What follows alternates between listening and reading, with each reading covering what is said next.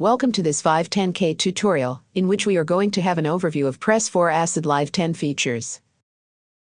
Press4Acid Live 10 is an analog-inspired 8-step sequencer designed by Alexkid for Ableton MaxforLive, allowing you to create patterns orientated for bass synths in a very simple and intuitive way, either by writing the sequence through its dedicated controls, or by using the individual or general randomization features. This sequencer has 4 sequence lines: gate, pitch, accent, and glide. Each of these lines has an independent length and play mode.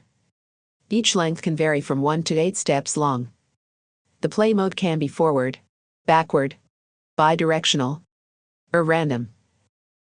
The gate line is where the rhythm pattern gets written, and each step increment is defined by the clock division setting adjustable here.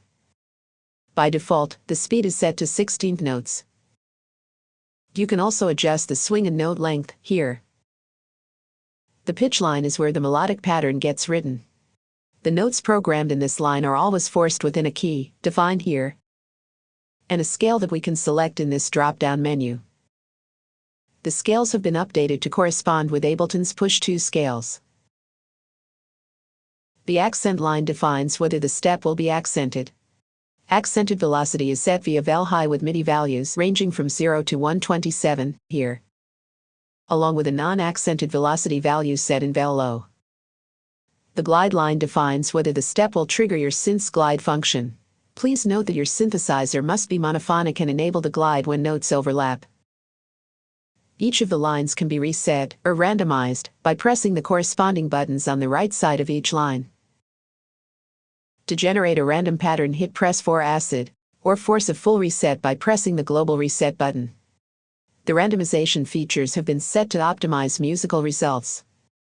At the top right of the plugin, you can switch the plugin off and on in real time.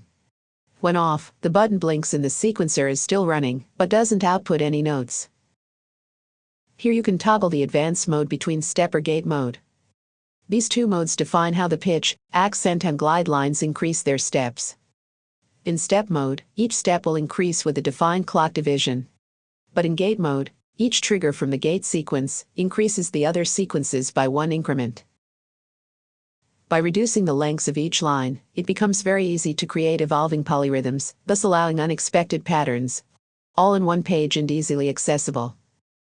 Last but not least, in this update, all parameters are mapped to Ableton's Push-to.